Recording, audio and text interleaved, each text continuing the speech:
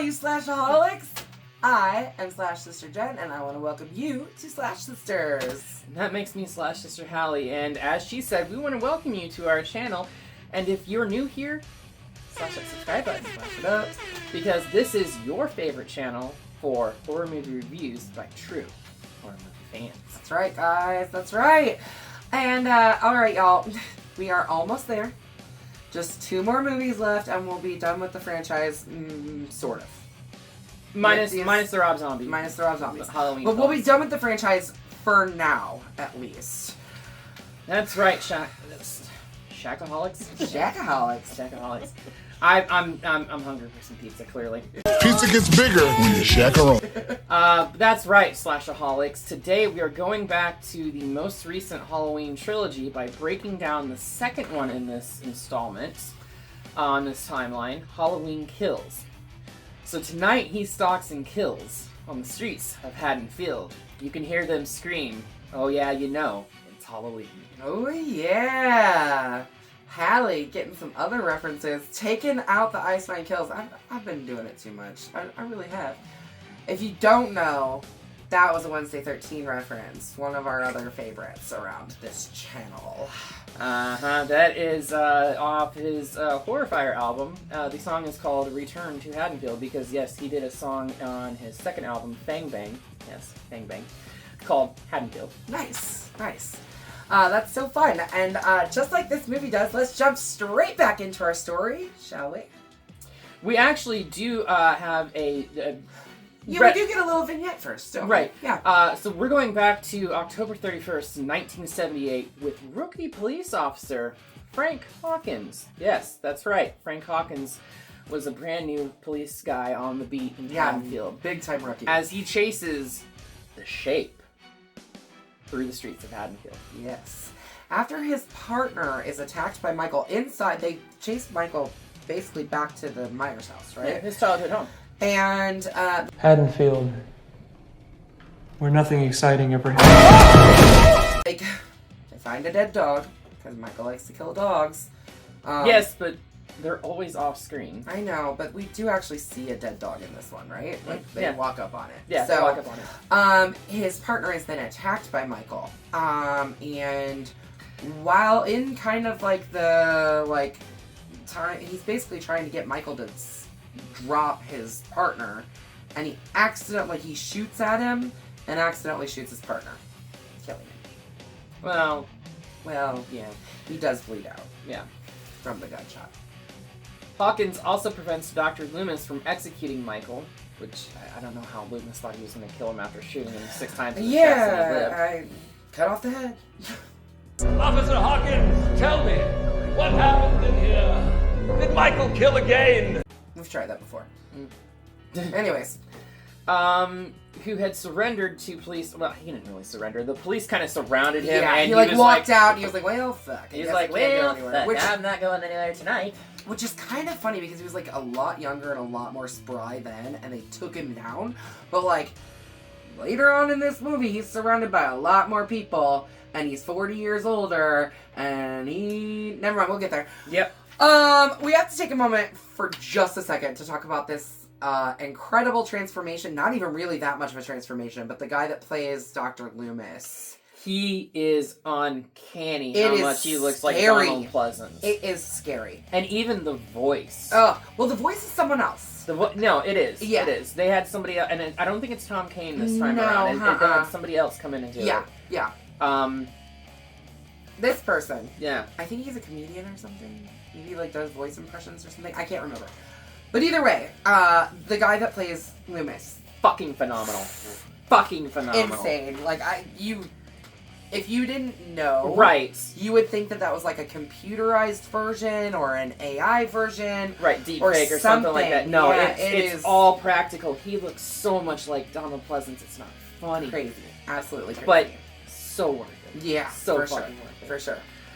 So now we are back in present time, 40 years later, on October 31st, 2018. After being stabbed and left to die by Dr. Sartain, Hawkins is found by none other than Cameron, who calls an ambulance. Yeah. Because he still had his phone. Yeah. Unlike what he did to his girlfriend. Allyson's.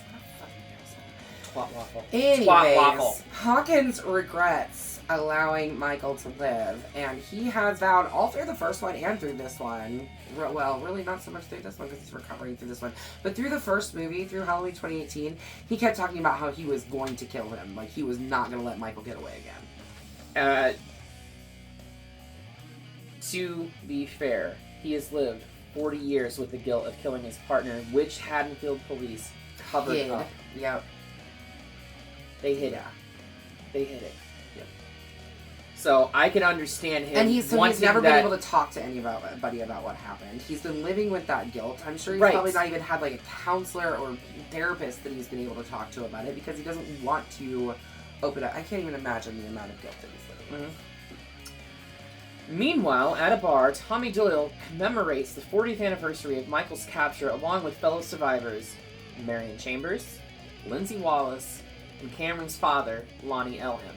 I love the fact that Marion Chambers is played by Nancy Stevens again, and Kyle Richards, the original actress that played Lindsay Wallace in the 1978 film. She was like 8 years old or something. Is back. Yep. And this film right here not only contains the most reprisal of characters, but the we most got another one reprisal later of too. actors Yep. playing the same characters. Yep. We got more later too, so at least one more. This one has the most. I counted it up. No, I know what we've got, but we've got at least one more to show up later in this movie. Who's next? Maybe not tonight, maybe not tomorrow, but the boogeyman is coming for me, and he's coming for you. Oh yes, you do. I forgot. Yeah. Yep. Each of them, Marion, Lindsay, Tommy, and Lonnie, which actually this little vignette with Lonnie is in the very beginning of this movie, where like he had his little encounter with Michael. But Lonnie was also he was there on the night of like in the original '78 one. He was walking past Michael's house when Dr. Loomis was like, "Hey, Lonnie, get the fuck away from there." So funny. So, I mean, he is a returning character, just not a returning actor. Right, correct. And it is fair to point out, too, that Tommy Doyle has been recast again. Yeah. They wanted to get the original actor, but at this point he had retired from acting. Right. So, and I believe Paul Rudd was busy filming either Ghostbusters Afterlife or maybe it was one of the Ant-Man movies or something at the time, so he was contractually obligated to fulfill those roles before coming back to this. Otherwise, it would have been really cool to have Paul Rudd come back. He wanted to. But it's recast again with Anthony Michael Hall. Yes, the Brat Pack's Anthony Michael Hall. It's okay. It's fun. I love it. We then see the burning house of Laurie Strode, where firefighters are responding to the burning house. And as Laurie's like seeing the firefighters go drive up, she's like, "No! I'll let it burn!" Yeah, for sure. So at the house, though, after a firefighter falls through the floor and falls into the basement trap where Michael was, or at least had been. No, he was still there. Yeah, he's still there. Michael reveals that he had been hiding behind the, like, roll-down metal door where all of the weapons were at, which is how he has survived this absolute inferno. Sorry, but he would have been baked alive. Just in that short amount of time, he wouldn't have been alive. Which is why there is an element of supernatural to it. You know? It keeps coming, too. Second firefighter reaches down to try to save the first firefighter that has fallen through, and we don't actually... Do we see what happens to him? I can't remember. I think Michael pulls him down into it. I think so. And then the next we see, Michael is emerging from the house, holding... That fucking scene, man. It's epic. It is fucking epic. Something. He's walking through the front door of Laurie's house, holding this pry bar that the firefighters have for moving timbers and stuff inside of a burning house, and he just fucking goes ham. Bonkers. Crazy. Kills all of them, like, with their own objects. Like, uses a fucking saw and, like, saws into somebody's chest. Which, oh my god. To be fair, watching this again, that saw doesn't even come close. No, it doesn't. But you see the blood splatter before the This blade scene rocks. even comes I don't close care to what it. anybody says. No, This scene fucking rocks. It is It's one of the most brutal scenes in Halloween franchise history. Yeah, for sure. I mean, here, let's just... I mean, right here. It's right him there on. walking yeah. out of that fucking house. It's just chills. Ah, fucking chills. it's so good. It's so good. Anyways. Laurie, Karen, and Allyson are taken to Haddonfield Memorial Hospital. Yes, that's right. The same hospital that Laurie was in 2. Oh, wow. 40 No, years. just in 1. No, it was 2. Oh, yeah. It was 2. It was 2. So I guess technically it doesn't really exist in this timeline. Well, now it does. Yeah. But her being there 40 years prior does not. That being said, this is literally a rehashing of 2, where Laurie's laid up in the hospital and can't do anything. We're going to talk about that too. Where Laurie undergoes emergency surgery because apparently the knife wound was so fucking deep that she was going to die without the surgery. Michael breaks into Laurie, after he's done killing all of the firefighters, he then breaks into Laurie's neighbor's house. From upstairs, it looks like they'd put it out. But that nutbag lives a highly flammable lifestyle. Do not talk no shit about that woman. She will fuck you up. Which you mentioned earlier, she obviously has a neighbor close enough that they can smell the fire burning. Mm-hmm. And this is honestly probably one of the cooler scenes, one of the cooler kills in this movie. Is The it guy? a kill, though? The No! He fucking takes a fluorescent bulb, breaks it, and stabs it through the woman's throat. No, she does not die because she is in doesn't die. ends. We see her in ends, but we think it's a death at least in this one. Mm-hmm. Comes off as a death, kind of like Hawkins dying in the first one, but nope, not really. Yeah. Now equipped with his signature butcher knife, which, or chef's knife, sorry, not butcher knife. I did say kitchen knife on the script. I also thought it was hilarious, and this is clearly meant to be comedic. Yeah. The guy that he kills by, like, smashing his head against the wall or whatever, he bends him over the fucking table and is, like, grabbing all their different knives out of their knife locker Like, basically drawer. kind of just, like, testing them out. Right, and he's like, no, I didn't like that one. No, not that one. No, that one didn't have the right swing. No. Yeah, that's the one. Yeah. Yeah. I'm sorry. I thought it was fucking hilarious. It's a really, this whole scene is really funny. I think the couple is really cute, the way that they interact with each other. The woman flying the drone around. Yeah, they're adorable. Anyways, Tommy, Marion, Lindsay, and Lonnie learn about Michael's killing spree through an emergency alert that goes across the television. So I actually have a problem here. Well, not right here with this specific scene, but the whole, like, sub thing for this is evil dies tonight. Yeah. Okay? Yeah. Alright. Laurie said it at one time in the hospital. No one was around to hear it but Allyson and Karen. Or maybe just Karen. I don't even think Allyson was in the room at the time. The next time we hear it said, Marion Chambers is saying it. Yeah. And then it becomes the battle cry for all of Haddonfield. Yeah. It's weird. It makes no fucking sense. It doesn't. It doesn't. I just have a problem with that. Yeah. It's very strange. This movie's weird in ways. But it's also really brutal and great in ways too, so I don't know.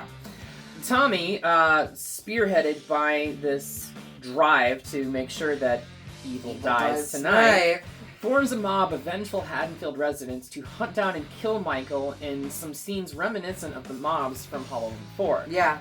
Fortunately, without any of, like, innocent blood being shed. I say innocent-ish blood being shed, and we'll get to that. We'll get to that later, because somebody really does get killed by these mobs, so... Well, we'll get to it. Dies inadvertently because of the mobs. Right. Karen is informed at the hospital that Michael is still alive. What? Michael Myers is alive. What? I love her response to that, too. And mind you, she's wearing a fucking Christmas sweater. Through the whole first 2 movies, pretty much. Right, right. It's fucking Halloween, and she's wearing a goddamn Christmas sweater. Think about Halloween. I don't blame her. Yeah, but there's still another holiday between I know. A lot of people forget about that. Know your fucking place, Christmas people. Yeah, sorry, I'm calling you out. Karen, she's just the way that she reacts is very, yeah. She decides not to tell Laurie though, which, like, I don't know, maybe that's a good thing, maybe it's a bad thing. She's happy to let Laurie She knows recover. that if she tells her mom that Michael's still alive, Laurie's going to try everything in her power to get the fuck out of that hospital. Yep. Because Laurie is still of the mind that Michael is trying to kill her and just get to her. That's it. Right. In fact, Karen's under that impression too. Yeah, but the fact of the matter is he just wants to kill everything. Yeah, and the reason that he ended up at Laurie's house is because Dr. Sartain drove him there. Yep, that's the only reason why he was there. Allyson reconciles with Cameron and joins him and his dad Lonnie to go with Tommy and the mob to hunt and find Michael. Somewhere. Yeah, they're just out looking. While driving around looking for Michael, Marion, Lindsay, and two people from the bar, the nurse and doctor, which actually is kind of funny because the nurse, the chick that plays the nurse is actually a doctor, and the guy that plays the doctor is actually a nurse. Anyways, so they are all driving around together, Vanessa and Marcus. Wait, you glossed over that whole scene with Huckleberry. Oh. Yeah, that's true. So they're at the bar. They're at the bar. They go to leave because they see on the TV report that had come across that Michael's back that they were reporting from their streets. They're like, we need to go. Yeah, that's our house. Julian, the little boy from the first one from 2018, they see him on the news and they're like, that's a little asshole kid from down the street. Right. So they go to leave. Yeah. They find somebody in their car. Yeah, actually, and I don't know if you noticed it, but the white umbrella is actually in the front seat when they open the car door. I did not notice that. Yes. That's interesting. Anyway, they go back to the bar, tell them that somebody's in their fucking car. Tommy Doyle grabs old Huckleberry from behind the bar, which is a baseball bat. Yeah. And goes out there. They form a mob, and that's where really, like, this evil dies tonight thing kind of starts there, too. Well, after Laurie has already said it. Yeah. But, so Tommy goes out, swings the bat against their fucking car. I'd be pissed. I'd be a nice-ass too. car. It was a nice-ass fucking car. Clearly had remote start. Yeah.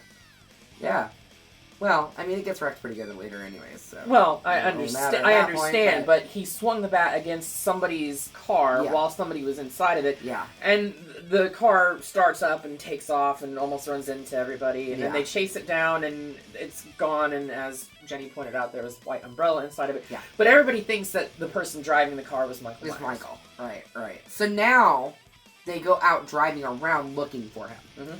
And I absolutely hate the fact that Tommy is going around to all these different people around Haddonfield and being like, you see him, you chase him down, you corner him, evil dies tonight. Right. Swing on Huckleberry here. Say night-night. Night-night. Like, he incites a It's mob a frenzy. mentality It's and a frenzy that happens. I love the breakdown of how you can see a societal, like, a society of people literally frenzy out. Like, the mob mentality happens so fucking quick in this. Yeah, so I'm going to mention something, and we're right smack in the middle of this trilogy, but it's something that I have noticed through the entire thing. The theme that goes through all of it. One is trauma. Obviously. And how it affects not just Laurie, but the entire town. Every single person that has encountered Michael, and how that trauma has rippled in through the entire lives of Haddonfield. So, like, when Tommy gets up there and he starts telling the story about Michael Myers, and not everybody there was alive when Michael Myers did his first reign. Not everybody. But now, I think it's interesting to point out that you have, like, this mythos that is Michael Myers and the boogeyman and everything like that, and people know it, or the people that were alive know it. But it's also been passed down. You know it's been passed down. That story has been told to kids, and they all know about Michael Myers. They know about the boogeyman. But in reality, something happens, something vicious like this happens, a serial killer kills 3 or 4 people 40 years down the line. Who fucking actually remembers it? In the hometown. If it was vicious like this, they might. In a small town. Okay, so I grew up in a small town. I know of a story that I did not learn until I was in high school of a man killing his wife and then committing suicide shortly after. Okay. Now, that was an event that rocked the entire town at the time because it's something that just does not happen in small town living. And when we really think about it, how many people actually die in the first Halloween movie? 3. Yeah. 3 people. So I'm just pointing out that the whole fact that like this mob frenzy starts up because something that happened 40 fucking years ago, I don't think it's plausible. It's because of Tommy. I know, but I don't think it's plausible, and this is one of the problems that I have with this film. I enjoy the slow crack and descent into madness that Haddonfield descends into, but I don't think in actuality it is plausible. Yeah. Okay, getting off topic now. Yes.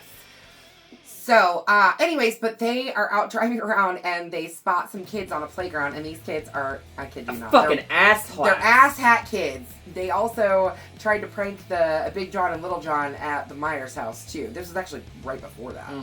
But they see these kids and they're wearing the silver shamrock masks. One of them. They have the silver shamrock masks with them. They also point out that there's somebody in the bushes over there trying to play hide and seek with us, wearing a white mask. Not even scary. And like, there's a creepy man in a white mask, and he keeps like trying to play hide and seek with us, and he's well, shit. While Lindsay is out of the car, Michael attacks, killing Marion. And if you are an eagle-eyed fan right here, Michael attacks the car the same way he does in the 1978 version. And if you can pause it just right, you will see that when he goes to smash that window, there's a wrench tied to his hand. Yep. So it was a nice little throwback to the original. Right. you have to pause it just right to get it. But Michael attacks, killing Marion. Hey, Michael! This is for Dr. Loomis. Then Marcus, and accidentally making Vanessa shoot herself in the fucking face. Yeah. That was actually kind of hilarious. But I also love the fact that Lindsay takes like the pillowcase from one of the kids for the can and loads it up loads with of bricks and rocks and whatever. Just beats the ever living snot out of Michael, but it's to no avail. Yeah, she does escape him though, and is found alive by Tommy, Lonnie, Allyson, and Cameron. They were out. He did this. Oh God, Marion. Tommy, what the fuck? Driving around, riling up the city. The group then basically kind of map out Michael's path and his victims' locations and realize that he is heading home. If you track those locations, it's a straight line. Basically an arrow pointing straight to Lampkin Lane, Michael's childhood home. Because Michael goes home. Michael always goes home. That is a common theme through this entire franchise. Tommy takes Lindsay to the hospital and reunites with former Haddonfield Sheriff Lee Brackett, reprised by the late, great Charles Cyphers. Yeah. Charles Cyphers actually just passed away about a month ago. Yeah, like very recently. Yeah. He actually did just do one last con, right before he passed away. Wow, yeah, that's cool. Yeah, I think he did Days of the Dead. That's cool. And signed a bunch of autographs that you can actually buy on Days of the Dead website. That's cool. But Lee Brackett, his daughter Annie was killed in 1978. Yeah, that was like Laurie's best friend, the one that was babysitting. Yep. She was babysitting Lindsay Wallace, and Laurie was babysitting Tommy Doyle. Right. Tommy goes to see Laurie and informs her about Michael's survival, to which she immediately jumps up out of bed and shoots her ass, literally, with some type of stimulant to wake her up so she can go after Michael. Yeah, some kind of pain medicine or something. And I'm not really sure. And that's when she said evil dies tonight for the first time. And this was That's after Tommy right. had already left. Yeah. Yeah, well. Across town, Michael murders the owners of his current home. Big John and Little John. Current owners of his home. Big John and Little John, as we kind of mentioned earlier, the little shit kids had played a prank on them. Stop, look, and listen. It's Halloween. And let me just say personally, I absolutely love this couple. I think they're hilarious.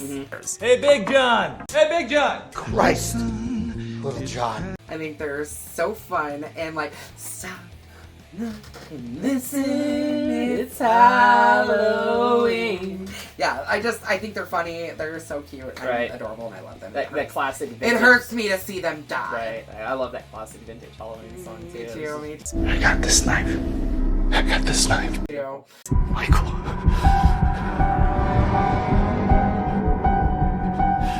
You've come home.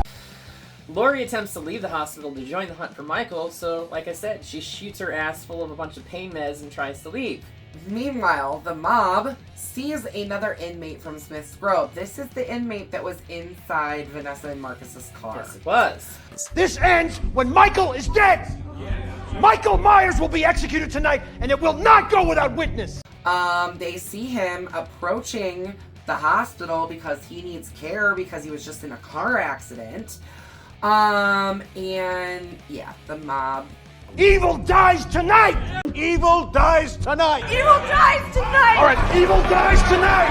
Evil dies tonight! Assumes, because he's in Smith's Grove clothes, that it's Michael. Mm-hmm.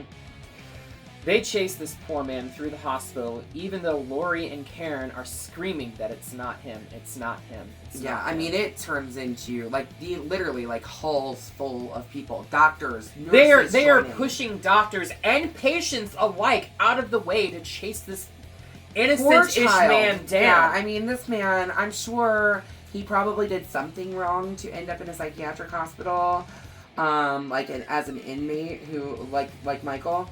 However, he's clearly got developmental issues. There's sure. 100%. He's like a man-child. Sure, yeah. He's a man-child. I feel so bad. And I'm not saying that trying to be degrading in any way, shape, or form. He literally has the mentality of a child. Yeah, and it's made very clear. Mm-hmm. But yeah, the mob eventually traps him, basically kind of in this hallway, and Karen tries to save him and stop them from going after him, but kind of feeling like he was trapped no matter what, he ends up throwing a chair out of a window and jumps to his death, it's violent.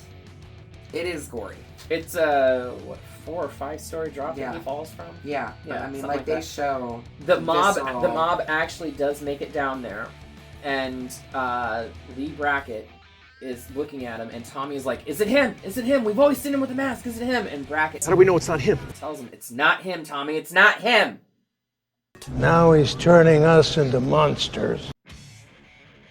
They just killed an innocent-ish man. Yeah. I mean, they didn't kill him. He ended up jumping into his own death, but it was prompted by because of their mob mentality. They pushed him to death. Yep. And it breaks my heart. It really does. I'm so sad for this kid. Laurie urges Karen to work with Tommy and Brackett to hunt Michael down. Yeah, but meanwhile, Lonnie, who, like I said, they figured out Michael's probably going home. You damn idiot. You brought your kid to the belly of the beast. You fucking dummy. You brought your kid to the belly of the beast. Brought his kid to the belly of the beast and then went in without any kind of backup or anybody else there to back him up. What the fuck is wrong with you, Lonnie? He had Cameron and Allyson with him. 2 teenagers. And then he went in by himself. I'm not saying it's justifiable. I'm just saying he did have 2 other people with him that had weapons. Yeah, well then by the time they get in there, he's dead. Mm-hmm. As Michael prepares to kill Allyson, Karen appears and stabs him in the back with a pitchfork. Fucking, I love it too because because first he no. They go in and he kills Cameron.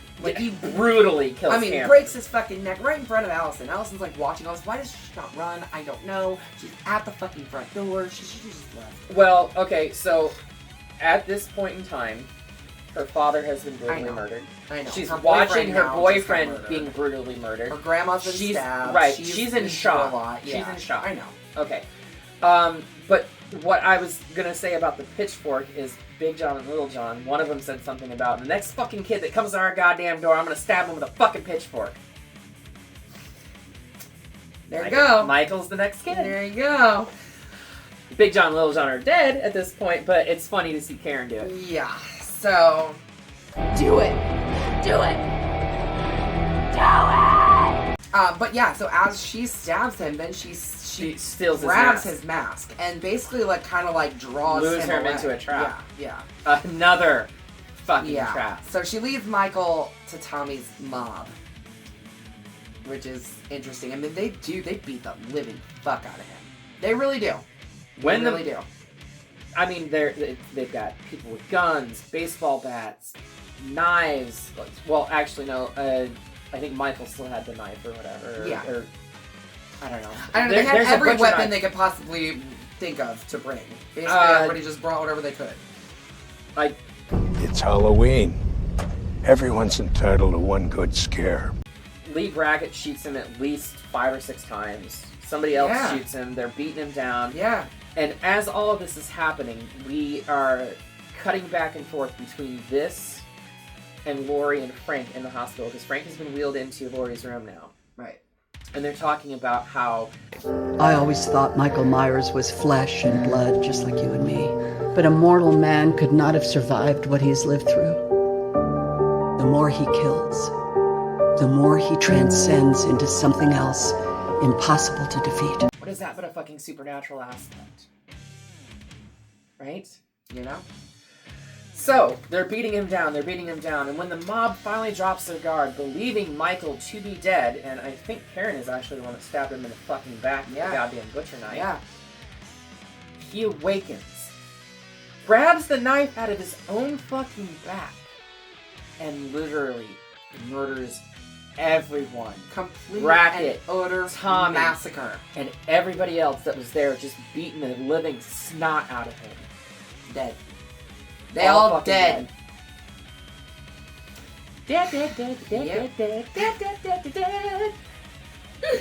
Back at the Myers house, Karen sees a vision of young Michael, which I guess is like kind of a... Is it actual footage from 78?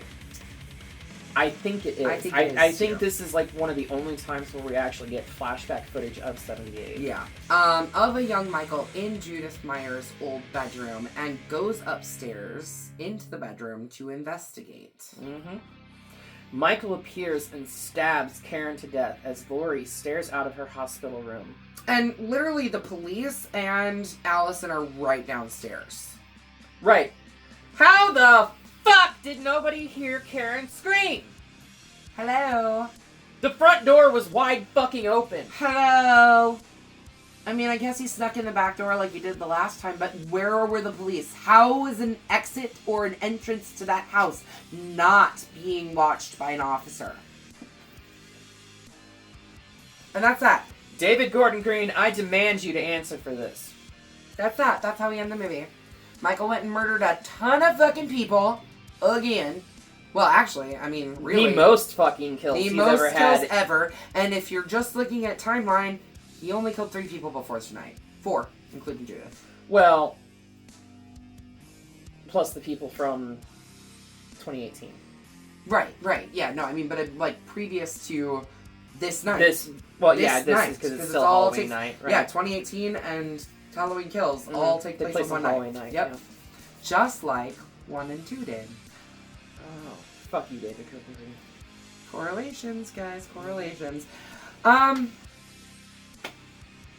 Thoughts? This film is definitely not without its faults. Like I said, I love the descent of madness that Haddonfield takes, the mob mentality that breaks out, because it shows what can and will happen if someone tries to incite a mob. Yeah, absolutely. That being said, the whole evil dies tonight, that was the running theme. The way people were handling the problem. Like, Tommy Doyle, he's got Huckleberry, the bat from the bar. He's like, I'm going to rip that mask off his face. I'm going to take Huckleberry over here, hit Michael upside the head, and say, night, night, Michael. Night, night. Night. Yeah. So something that, here's my thoughts on this. There's a lot of really shitty dialogue in this movie. There's a shit ton of shitty dialogue. There just is. Poorly written. Yeah, it's not very well written. That said, it's brutal as hell, and I love seeing Michael kill the fuck out of some people. Right. The kills are the only redeeming factor for this film, which I understand. They're brutal. Watching some of the behind-the-scenes footage for this, David Gordon Green even said straight up that, actually it was one of the producers, not David Gordon Green, that the fans wanted to see more visceral, bloody, gory kills. Well, yeah, we all want more blood now. Right. But they delivered it with this. Absolutely. And absolutely. that's literally the only redeeming factor to this film. Yeah, there's some real shitty stuff about this movie too. Absolutely.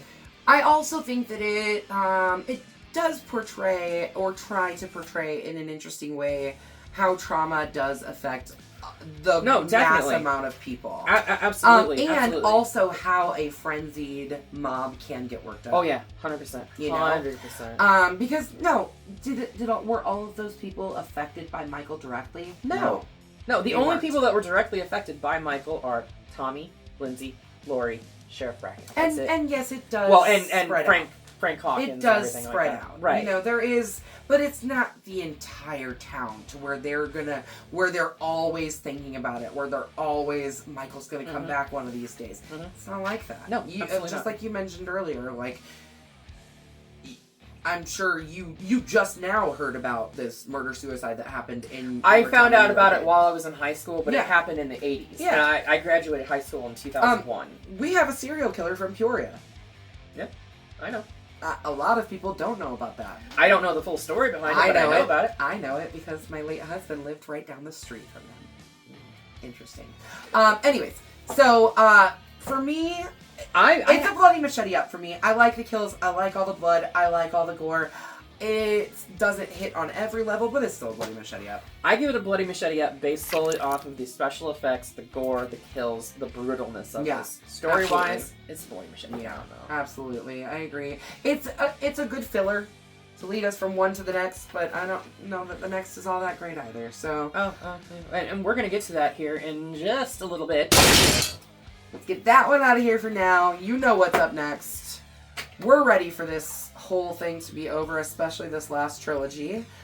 Halloween ends, people. It ends, guys. It does end eventually.